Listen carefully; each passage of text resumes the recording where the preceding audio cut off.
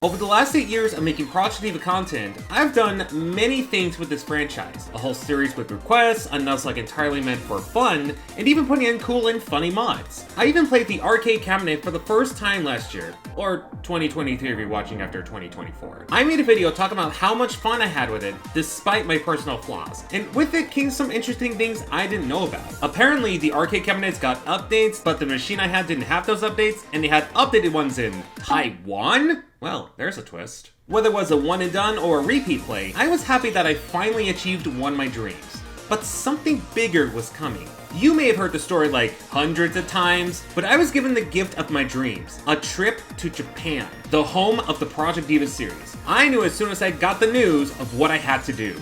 Find an arcade cabinet, see if it had the updates, and play it like old times. Now it might sound silly to make it like a treasure hunt, since Miku is like an icon there, but keep in mind that these cabinets are a decade old. The latest version released 8 years ago.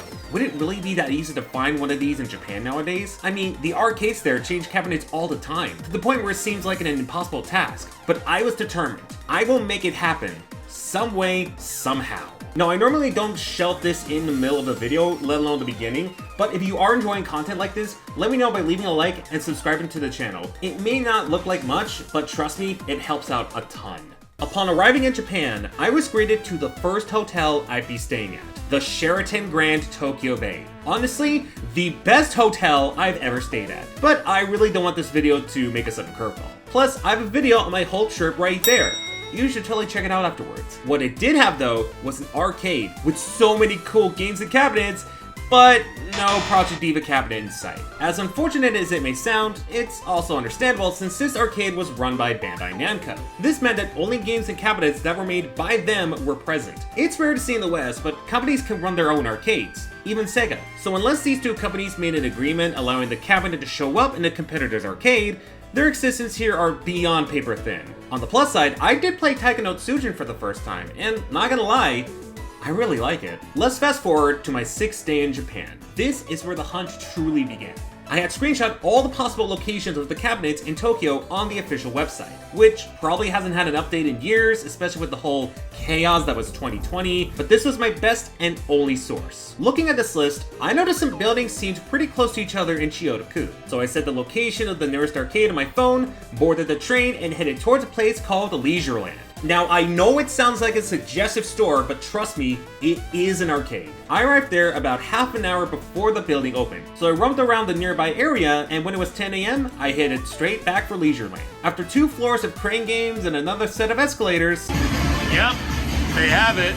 Well, that was easy. So, turns out that place still had it, and yeah, it was even updated. I could finally play Skeleton Orchestra Lilia in a cabinet, something I wish I could have done a year ago, and it felt good. I also played it on the hard difficulty, something I never did the first time around and went pretty smoothly. Maybe it was because I still remember the mechanics from last time and it made transitioning a lot easier. Also, I'm sorry if I didn't get as much footage of the cabinets in Japan. Most arcades have stricter policies for filming and I want to respect them and not get kicked out. The question then changed from could I find a cabinet to how many could I find? So I navigated other arcades nearby. Fun fact, I didn't know until I looked at some signs that I was in Akihabara, which explains why I was able to find the first one so easily. I first went to the next door Jigo to no success. But I did win a Charmander plush. Pretty cool actually. Then I went to the famous Taito station and nothing. Hate these things with a fucking passion. Game panic, also nada. Eventually I did come across another Leisureland that was in a Don Quixote and it had a cabinet.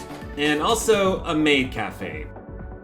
I also tried a few Jigos, and eventually one of them did have it. I also didn't notice until recently, but these used to be the Sega arcades. That was actually really cool to know. So out of the 7 arcades that I went to in Akihabara, only 3 of them had the cabinet, and each place only had a single cabinet. While at sad statistics, it actually makes sense. As I mentioned at the start, these cabinets are between 8 to 10 years old, and like many cabinets, they lose popularity over time. Plus, the game itself was released on multiple consoles, so the only people that would play the cabinets are either hardcore fans or people wanting a bit of nostalgia. And in Japan's case, it's understandable to operate only 1 cabinet instead of 2, like the round 1 I went to last year. Speaking of, I also found out in the comment section of that video that these machines are getting removed in some round 1s worldwide. It's a really sad thing to hear, especially with the confirmations of no new games for the series in the near future, practically putting it in the grave. It makes me more glad that I was able to find and play these machines again, because it may be the last time I ever do.